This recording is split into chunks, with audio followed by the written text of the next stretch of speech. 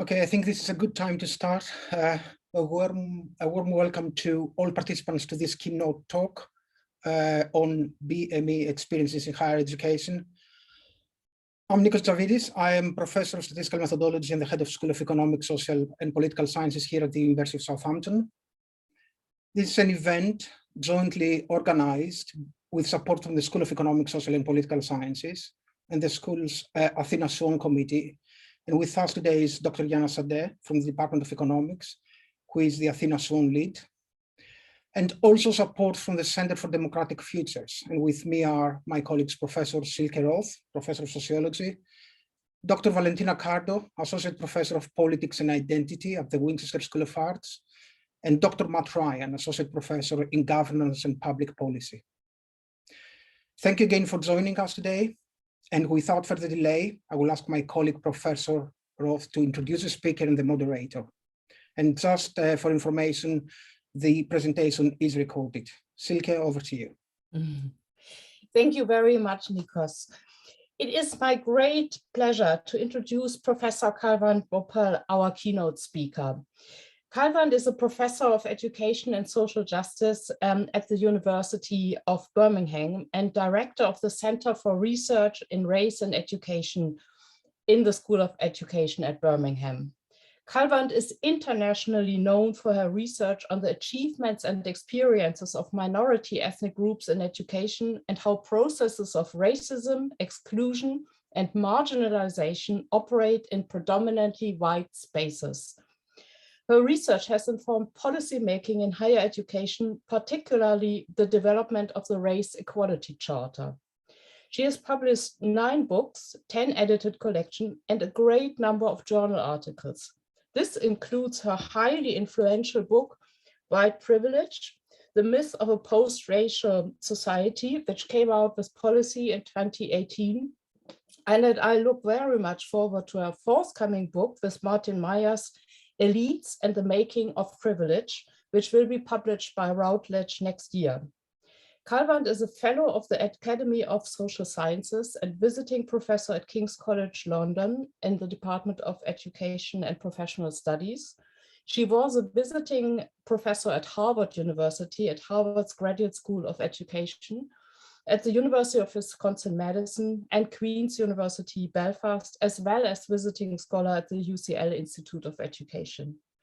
We are honored and privileged that Kalvand has the time to present the paper BME Experiences in Higher Education, Policymaking, Social Justice, and White Privilege today. I am also delighted to introduce Dr. Bindi Shaw, who will moderate the discussion. Bindi is a member of the steering group of the Center for Democratic Futures and lecturer in sociology in the Department of Sociology, Social Policy, and Criminology. Bindi is an internationally renowned scholar of migration, religion, nationhood, citizenship, and belonging with respect to Asian American and British South Asians. She regularly presents her research at national and international conferences and held a visiting senior fellowship at the Asia Research Institute at the National University of Singapore and has been invited to present her research at American and Indian conferences, universities. Her book, Laotian Daughters, Working Towards Community Belonging and Environmental Justice, has won Outstanding Book Award of the Association for Asian American Studies and also has been recognized by the American Sociological Association. At the University of Southampton, Bindi also belongs to the advisory committee of the Interdisciplinary Center for Transnational Studies and has contributed to the development and promotion of the India Center at the University of Southampton. From 2017 to 2020, she led the School of Economic, Social and Political Sciences Athena Swan Committee and secured the Bronze Award for the school. In this role, she promoted an intersectional perspective on ED&I, not just focusing on gender. For her significant accomplishments, she received the University of Southampton Staff Achievement Award and was a finalist for University of Southampton Vice Chancellor's Award for Equality, Diversity and Inclusion. So over to you, Kalvand and Bindi. I'm very much looking forward to your talk. Wonderful, thank you so much. Let me share my slides. Okay.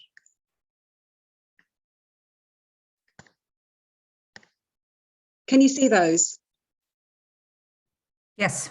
Excellent. Let me just see if I can move them over. Yeah, brilliant. Fantastic. Thank you so much to Nikos, Silky and Bindi for inviting me to my old stomping ground. I worked at the University of Southampton for 11 years and have many fond memories of my time there. So what I'm going to talk about today is BME experiences in higher education, policymaking, social justice and white privilege. So let's start by looking at policymaking. Policymaking paints a very positive picture around social justice and inclusion. We've had the widening participation agenda, which was introduced by the new Labour government. The widening participation agenda is hugely important because it gave the opportunity for students from marginalised communities to enter higher education. We've had the Race Relations Amendment Act, which was introduced in 2000. The Race Relations Amendment Act is important because it gave us a definition of institutional racism. In 2010, the Equality Act was introduced, and the Equality Act brought together all previous legislation into one single act. And the Equality Act is important because it includes protected characteristics, of which race is one. We've also had the Athena Swan Charter, which was introduced in universities to progress the position of women in STEM subjects: science, technology, engineering, maths and medicine. We've also had more recently the introduction of the Race Equality Charter, which works in a similar vein to the Athena Swan Charter, but obviously focuses on race. However, in 2021, very interestingly, we had the publication of the Commission for Racial and Ethnic Disparities report, or the SEWAR report, which found no evidence of institutional racism. However, despite significant advances in policymaking, I argue that gender has always been given precedence over race. So, for example, my research shows that the main beneficiaries of the Athena Swan Charter have in fact been white middle-class women. We've also had an increase in the numbers of Black and minority ethnic students attending higher education institutions in the UK. I am aware that the term is problematic and needs to be problematised, but it's important to note that there are differences within and between the BME category. So despite significant advances in policymaking and changes in the student body, inequalities in higher education continue to persist. Let me show you the evidence. So before I show you the evidence, I think it's really important for me to give you a picture of the demographics of BME students in the UK.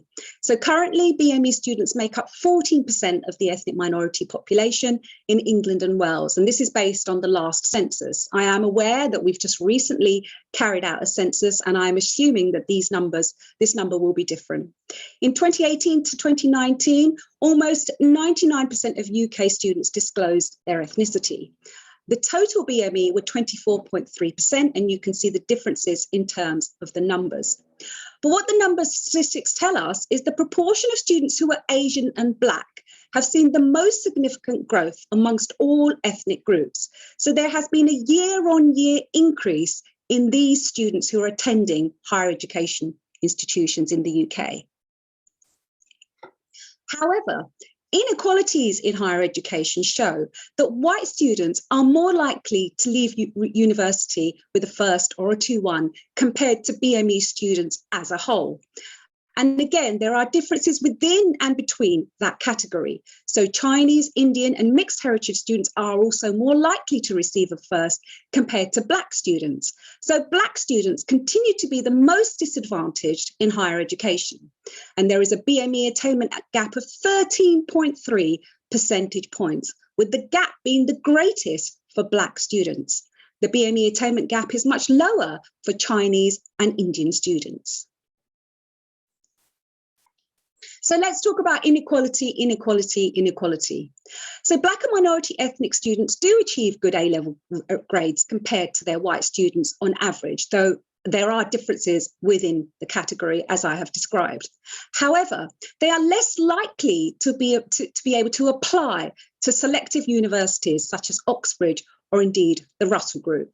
And when they do apply, they are less likely to be offered places compared to white students who have comparable A-level results.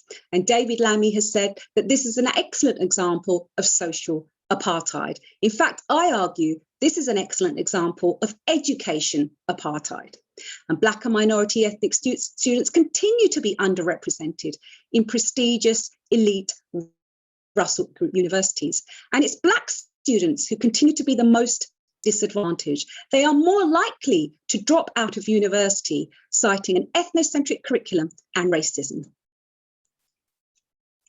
Let's talk about privilege. One could argue that I'm quite obsessed with privilege, having written a book called White Privilege and now writing another book on elites and the making of privilege. So the recent data on independent schools shows that 6.5% of school children in the UK attend independent schools compared to 93% who attend state schools.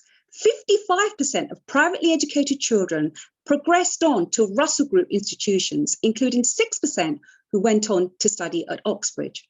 I argue that advantage is awarded to those who are already in an advantageous position. This takes place through class, wealth, and ethnicity. These processes of exclusion, I argue, are based on white privilege, which is based on access to social, cultural, and economic capital. Education, I argue, is a right and not a privilege.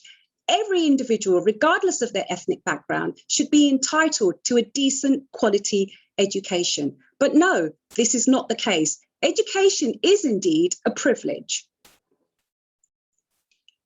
So let's look at transitions from undergraduate to postgraduate taught and postgraduate research degrees. So whilst BME students have continued to show higher rates of transition to taught master's degrees, it's white students who continue to have higher rates of transition and progression to PhDs. And this is hugely important, and I'll talk about that in relation to staff outcomes in a moment. In our work, we argue that this is due to access to financial and economic capital, which affects the transitions to postgraduate study and indeed access to the labour market. And we know that the decisions that young people make during the final year of their undergraduate study has a significant impact on future social mobility, future life chances, and the types of jobs that they get in the labour market. Furthermore, BME students incur an ethnic penalty in the labour market. They are more likely to be unemployed 6 months after they graduate compared to white groups, even when they have the same degree outcomes. This, of course, does vary by ethnic group, gender, and indeed geographical location. There is a BME ethnic pay gap which exists in higher education, and BME employees face a 3.2 billion annual pay penalty in the labour market, which is hugely disadvantageous.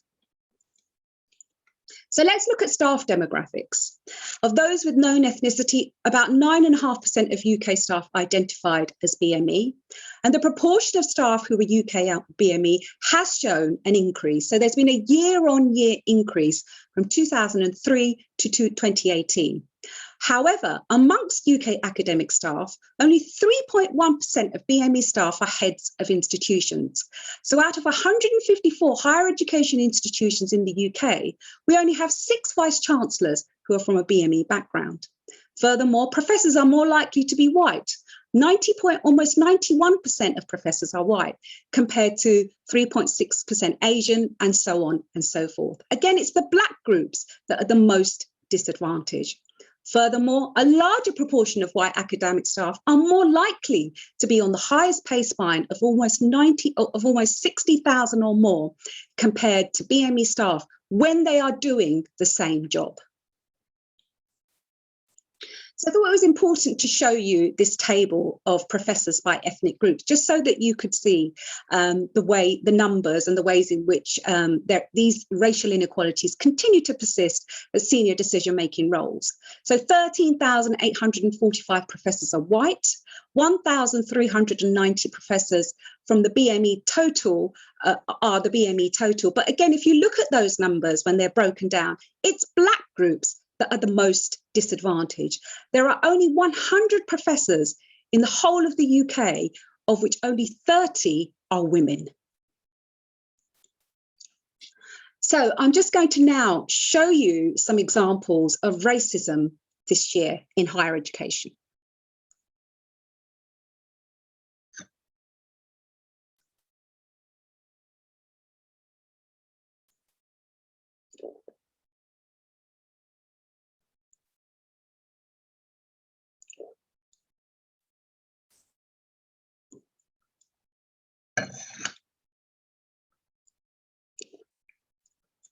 Those are just the tip of the iceberg. Racism is alive and kicking in higher education. So why is this happening? There is an assumption, isn't there, that universities are liberal, progressive, they have social justice at the heart of their agendas. Not so. Processes of racism, exclusion, and marginalisation continue to persist in higher education, not just for students, but also for staff. Processes of conscious and unconscious bias in higher education exist. For example, lecturers have expectations from BME staff and expectations from BME students. So, for example, Asian female students are seen as quiet and passive. Black male students are seen as loud and aggressive. White middle-class students are seen as model students. Processes of microaggressions, overt and covert processes of racism, particularly for staff in career promotion and progression, continue to exist. So these processes of racism are structural, institutional, and based on the individual acts of individual people who perpetuate whiteness and uphold the white racial social order consciously. So let's talk about white privilege. So, as you know, I use the concept of white privilege in terms of understanding how racism works in higher education. And I draw on the work of Peggy McIntosh.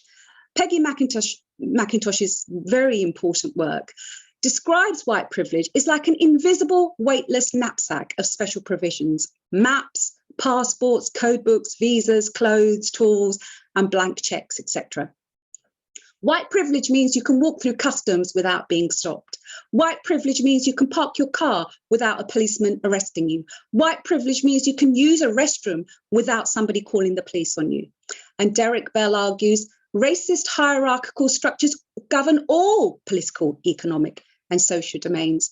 He argues such structures allocate the privileging of whites in all arenas, including the so-called liberal field of education. I argue, however, that there are different shades of whiteness and white privilege. There's acceptable and unacceptable, legitimate and illegitimate forms of whiteness. For example, Gypsy, Roma and traveller groups who define themselves as white do not have the same privileges afforded to white middle-class identity. So who benefits from white policy making? What I call white policymaking. So I spoke at the beginning about policymaking, and now I'm going to talk about the ways in which the performative and enactment of policymaking benefits white groups. So Derek Bell argues that whites will advance the cause of racial justice only when doing so coincides with their own self-interest. And my colleague David Gilbourne argues the continued promotion of policies and practices that are known to be racially divisive testifies to a tacit intentionality in the system, a tacit intentionality in the system. So it's no accident that Black students are less likely to leave university with a 2-1 or a first. It's no accident that Black students are more likely to leave university, to drop out of university because of racism. It's no accident that there are only 100 Black professors. None of this is accidental. It's intentional. And Gloria Ladson-Billings argues whites are the main beneficiaries of educational policymaking, even though they are designed to serve the marginalised. White women have been the main beneficiaries of affirmative action, just like white middle-class women have been the main beneficiaries of the Athena Swan Charter. And I argue that as long as white identity and white privilege are not threatened, yes, white groups are supportive of diversity and inclusion programmes, such as the Race Equality Charter. Consequently, I argue they can sell themselves as diverse and fair as long as their white privilege remains intact and unthreatened. So let's talk about white space and how that works in terms of white privilege. So in my work, I think it's really, I look at the ways in which racism and the discourses and narratives of racism manifest themselves in different spaces. So I argue that the ways in which white privilege works is often dependent upon that white space. And Kobayashi and Peake argue that whiteness is a normative identity within which power and privilege are translated by controlling dominant values and institutions, and in particular, by occupying space within a segregated landscape. And I think that's an excellent example of the way in which higher education works. And Hartkin argues, yes, of course, the meaning of race varies from location to location, but it also depends on the set of concerns against which it is prioritised, and indeed other forms of consciousness or modes of reading within which it is ranked and arranged. And I argue, yes, universities are key spaces in which whiteness and white identities predominate, not just in the representation of white groups occupying senior decision-making roles, but this is, of course, evidence within the curriculum and indeed approaches to diversity, inclusion, and social justice, which work always to prioritise gender rather than race. So what I hope I've done is show you the evidence, show you the policy making, and now I'm going to demonstrate a study which supports all of everything that's come before. So this study was looking at the experiences of Black and minority ethnic academics in the UK and the US. The first study I carried out was in 2018 and is based on a book that I published in 2016 by Routledge.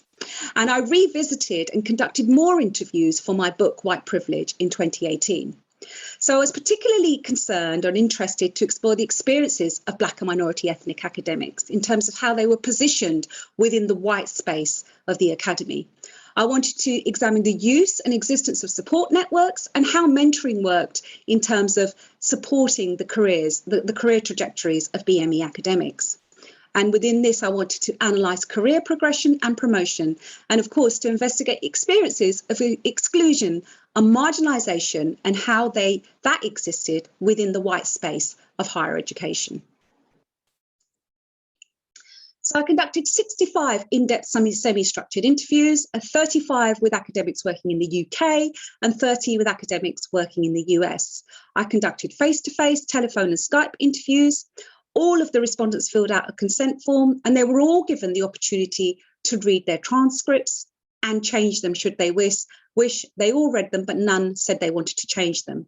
What was particularly interesting about this research was that many of the respondents saw the interview as a therapeutic process. They said it gave voice to their experiences, especially in terms of discussing racism. Racism, they said, was a taboo subject in their universities. Even when complaints about racism were made, even when racism was seen as something to be addressed, it was often ignored. The interviews were recorded and transcribed. The data analysis was based on grounded theory, which was coding and developing themes to make sense of the language that respondents use. And the language was very, very important for me in terms of understanding how processes of racism actually work. And my identity and positionality within the research process was hugely important, particularly in relation to my own race, my gender, and my class background. And many of the respondents said they felt more comfortable speaking to myself, who was also a woman of colour and who had experienced racism herself. Issues of power and reflexivity are very important for me in terms of my research as a Black feminist researcher. And within research, and particularly this piece of research, I argue that power is not static, power is dynamic. So within the research process, power shifted. In some instances, I had the power because I held the clipboard and I asked the questions. In other instances, it was clear that the respondents had the power because they could tell me what I wanted to hear, or indeed withhold information. So my Black feminist research enabled me to be reflective about the research relationship. So how are BME academics positioned within the academy? So many talked about their outsider and insider status, and they were not accepted within the white space of higher education. Many of the respondents, particularly Black women, talked about their professional persona and the presentation of self, particularly in terms of how they dressed, their language, or indeed their accent. And they felt their notions of credibility was linked to their acceptance in the academy. And if you're interested in this, Irving Goffman writes beautifully about the presentation of self. And I draw on his work to analyse the ways in which women, Black women especially, talked about these experiences. And this in turn affected how BME academics were judged by their colleagues and also by students. So some quotes to demonstrate this. As a Black woman, I'm aware of how I show myself to the world, how I dress, what I say, and how I say it. I know that I'll be judged by all of these things, and I have to make sure that I'm professional all of the time. But I know that this isn't always the case for my white colleagues. As a female of colour, I have to ensure that I'm representing other females of colour, and that means being credible and being professional and being seen in this way. Support networks are also seen to be hugely important for BME academics in the study, and support took various different forms. It came from colleagues or it came from peers. It was emotional support, it was academic support, or indeed instrumental support. Support existed inside and outside the academy, and it took different forms. It was either face-to-face, through the telephone, or indeed through Skype. What was particularly interesting, and this was pre-COVID, that many of the BME academics talked about the support that they received from academics who were in the US or in Europe, who are thousands of miles away. So that was really important to them, simply because they didn't get the support in their own institutions in the UK. The academic support involved where to publish, reading drafts, applications for funding, and what this would actually look like, and what a successful career trajectory looked like in terms of promotion to senior roles. And what was obvious in my research, that successful career trajectories are based on white excellence. They're not inclusive of the experiences of BME academics. I'm going to talk about that in a moment. And one of the other things that I talk about is this network of knowns and the use of gatekeepers, which was rare for BME academics. So many of the BME academics talked about their white colleagues who had this network of knowns. It was individuals who held the key. They were the gatekeepers that held the key to promotion, to professorial level, or to senior decision-making roles.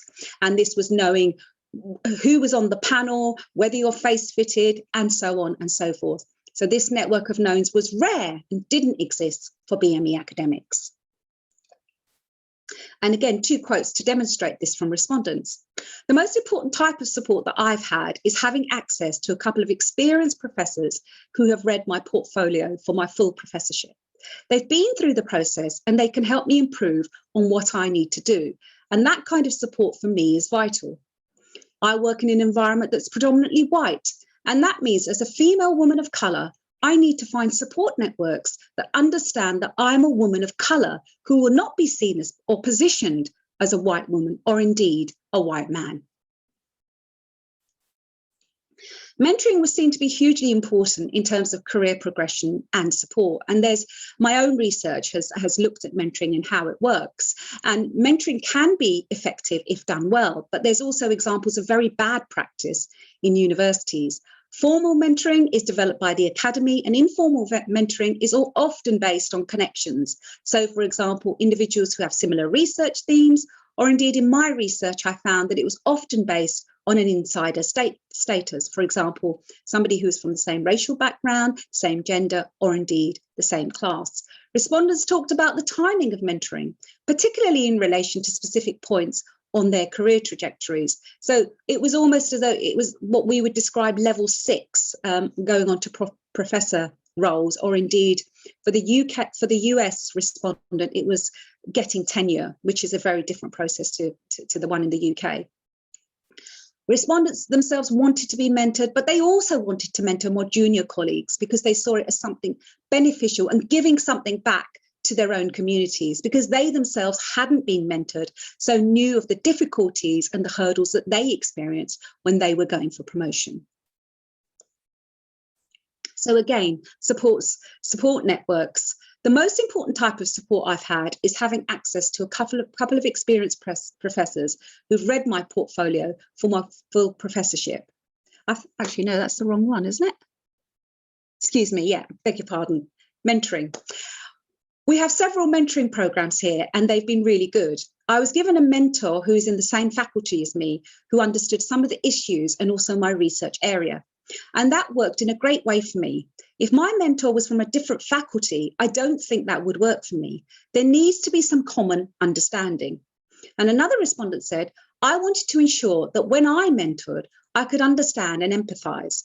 For many women of colour, their experiences are very different because they are disadvantaged. So it's better to have someone who can understand this. So in terms of career promotion and progressions, respondents talked about their career promotion and progression as hitting the buffers. So it got to a certain level and then it stopped. At that level, and it was, as I said, associate professor or reader or going for full tenure. Prospects were limited and promotion was seen as an illusion. And there was a lack of transparency within the promotion progress. So we all know that there's a set of criteria that have to be addressed for promotion to professorial levels. But my respondents talked about a nebulous criteria, which was based on the network of knowns. And quite often, Black and minority ethnic academics felt they were being judged far more harshly than their white colleagues. So different criteria were introduced for them. So there was a process of not just surveillance, but hyper surveillance. So they had to publish more, they had to bring more money in, they had to have done more administrative duties. And they talked about the ways in which white women especially were promoted when they had less on their CVs compared to some of the Black academics that I spoke to. Work on race and ethnicity was seen as deficit. So some of my respondents, though not all of them, were carrying out research in this area, but it wasn't seen as real research. It was seen as personal research. Oh, Cal, you're interested in this because you're a woman of colour. It's not really real deep research. It doesn't make any difference. Furthermore, there was a recognition of research and publications outside the Anglo-American world, which were not seen as being 4-star or worthy. So, for example, some of the respondents were carrying out research in the Indian subcontinent or in Africa. But when they were carrying out this kind of research and publishing in journals that were represented those areas, the research was judged far more harshly and not judged in terms of research in the US and the UK was judged. So the first versus the third world, if you like. You kind of get to a certain point in your career when you really want to progress. And it's kind of like your career hits a brick wall and you don't know what to do. For us as people of colour, it's much harder. It's that additional thing of, will I be accepted by my peers as an equal? If you are conducting and writing about racial injustice or other types of inequalities and you are Black, it's not seen as proper research. It's seen as being personal and not judged as being objective. That makes it much harder to get further in your career if your research is not valued. So processes of exclusion and marginalisation existed in the forms of covert and overt racism, particularly from colleagues and students. There was a lack of BME representation at senior decision-making levels, and indeed, individuals who were in professorial roles were seen as the other. This was related to issues of acceptance and credibility given to colleagues and indeed from students. And when individuals did make complaints about racism, these were simply dismissed as a clash of personalities. Nothing to see here, racism doesn't exist in our university, so it simply can't be racism. And there was a refusal of the existence of racism and indeed racist practices. It's what I call a discourse of denial, which worked to perpetuate white privilege. It's subtle, it's not overt, so you can't see it or prove it.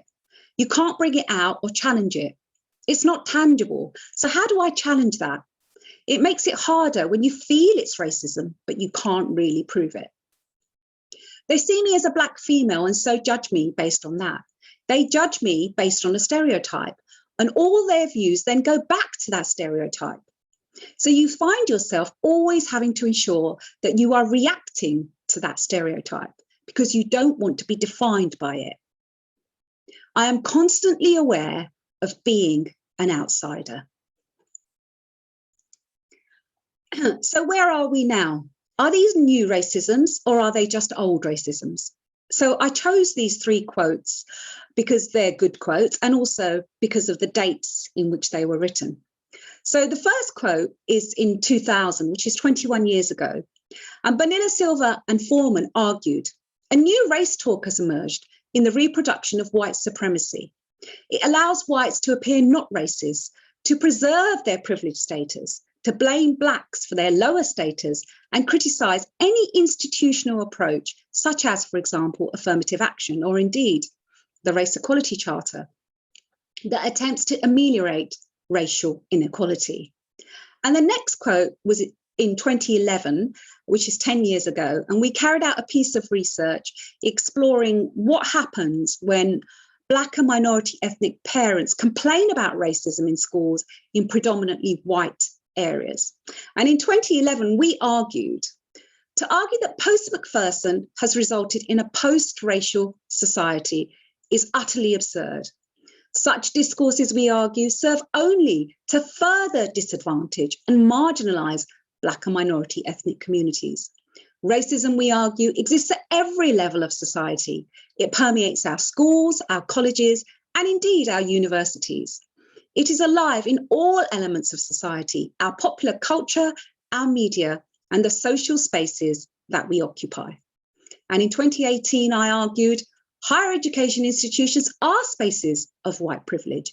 They fail to cater for the experiences of BME groups. They employ a rhetoric of inclusion, but one that is rarely evidenced in practice or outcomes. I put it to you that these aren't new racisms, these are just old racisms. In 2021, it is in fact business as usual.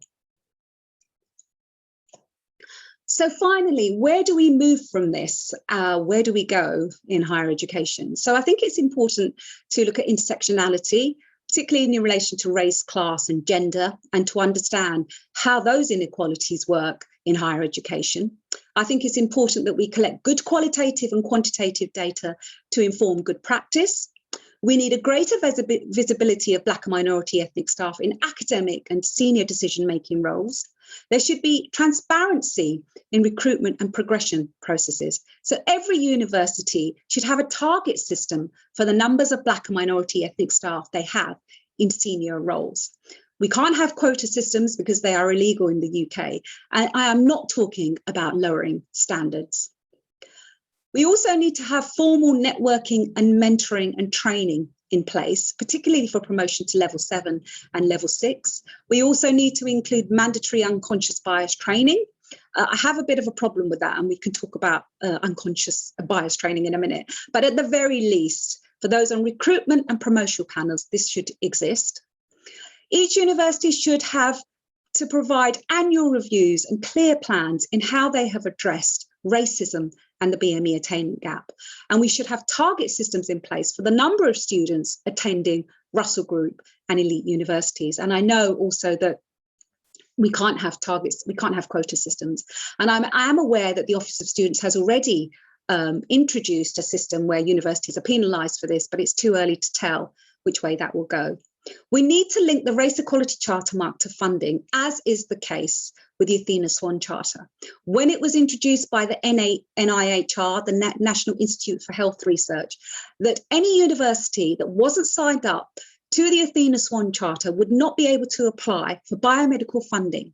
The number of institutions who signed up to the Athena Swan Charter in 1 week increased by 400%. So money doesn't talk, money screams. So why can't we link the Race Equality Charter mark to funding, as is the case with Athena Swan? We need national government policies which apply to all higher education institutions, rather than those where vice-chancellors and pro-vice-chancellors are simply interested in this particular area. And we need these government policies to address racism and inequalities, but I hesitate and say this with our current government, who really are not interested in race equality at all. They are more interested in other inequalities, such as class, actually. And finally, higher education institutions need to acknowledge and address institutional racism and indeed white privilege. How does this impact in higher education? How does it impact on staff or indeed students? How does it impact on the whole community? Because this is important, because a failure to acknowledge racism results in a failure to act upon it. Thank you very much. And there's my book available in all good bookshops. Thank you.